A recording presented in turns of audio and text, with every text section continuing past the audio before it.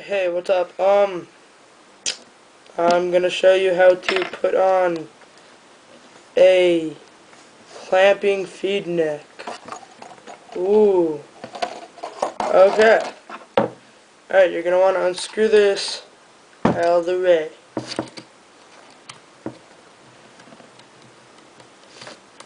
Alright. Ooh, okay. Okay, then you're gonna want to split it apart, take it off. I already unscrewed it, so let's unscrew it. Set that aside. Get your clamping feed neck, take it out.